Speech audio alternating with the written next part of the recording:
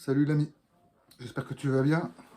Comme convenu, étant donné que tu as été au moins un à être intéressé par ma petite proposition d'apprentissage guitare hier, je vais continuer à te balancer quelques tutos de telle sorte que tu puisses te faire plaisir le vendredi.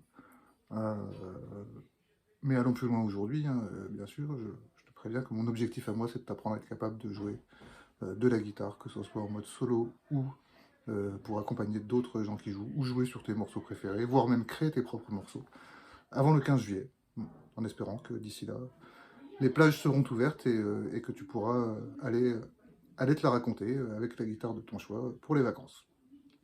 Voilà. Petite dernière précision, à chaque tuto, j'essaierai de répondre à une question qui a été posée sur le tuto précédent. Si vous avez des questions à poser sur les premiers tutos, n'hésitez pas aussi à les envoyer par écrit. Je répondrai dans la mesure du possible. Voilà, donc tu me demandais, à propos du dernier tutoriel que je t'ai envoyé, comment être sûr de trouver la bonne note sur la corde du haut et sur le manche qui correspondent à la base du solo que je vais faire. Donc je rappelle, j'avais dit que quand on entend l'accord de la chanson qu'on aime bien, on cherche sur la première corde la note qui ressemble à la tonalité qu'on entend dans le morceau qu'on veut accompagner. Mais tu me dis, oui, mais moi, je n'ai pas encore l'oreille musicale, alors je ne sais pas comment faire. Donc, deux possibilités. Soit tu as un accordeur manuel et sur ton téléphone, tu fais jouer le morceau que tu aimes bien et tu regardes la lettre qu'il t'indique. Ensuite, avec ton accordeur sur le manche,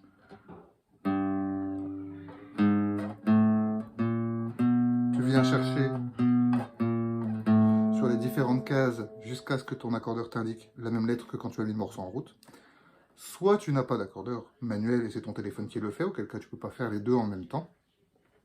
Dans ce cas, tu ouvres la partition du morceau que tu cherches à accompagner sur Internet. La partition, tu l'ouvres, je ne vais pas te parler de solfège, hein, bien sûr. Et tu verras qu'au-dessus des paroles, il y a des lettres qui s'affichent, je vous en avais parlé l'autre fois, A, B, C, D, E, F, G. D'accord? Et tu prends la lettre qui s'affiche sur généralement la première syllabe du morceau, qui est la note principale, la tonalité du morceau. D'accord? Et tu viens, avec ton accordeur de téléphone devant toi, et bien essayer de lui faire afficher la même note, et ça t'indiquera la case qui sera la base de ce mot. Donc tu ouvres la partition, d'accord? Tu chopes la lettre écrite au-dessus, pardon, et avec ton accordeur, tu viens essayer de la trouver sur le manche, l'accordeur sous les yeux. Petite précision, s'il y a un petit B devant cette note, cette lettre, c'est qu'il s'agit de la case juste avant celle que ton accordeur t'indique comme étant la bonne. Et s'il y a une sorte de petit carré, c'est que c'est la case juste après. Voilà. Mais avec un accordeur, si tu n'as pas l'oreille musicale, d'ailleurs, comme c'est mon cas, tu peux facilement retrouver et te guider pour savoir où commencer tes solos sur le manche. Voilà. Le principe de la leçon d'aujourd'hui, qui va être assez brève, hein, c'est l'utilisation du médiator, c'est-à-dire pendant que la main gauche fait ces mouvements-là, que doit faire la main droite. D'accord? Donc c'est toujours mon petit médiator de gel douche.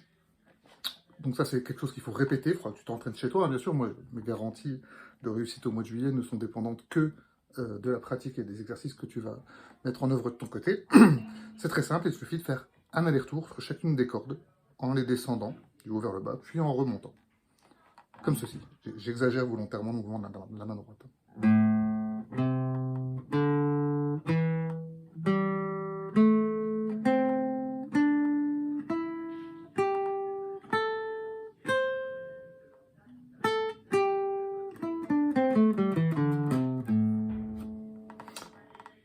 Voilà. Donc je te conseille de t'entraîner à faire cela, etc. plusieurs fois, sur différentes cases, hein, d'accord? Parce qu'elles ne font pas toutes la même largeur, donc ça permet de travailler un positionnement précis des doigts de la main gauche, et à le répéter à différentes vitesses. Sachant que, pour finir, il ne sert à rien d'aller vite. On peut faire de très belles choses en jouant doucement.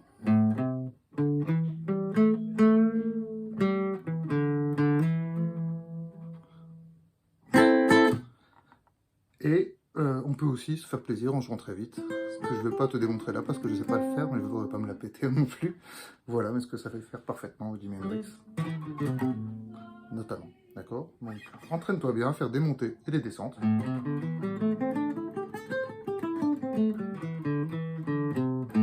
Avec le principe de l'aller-retour du Mediator.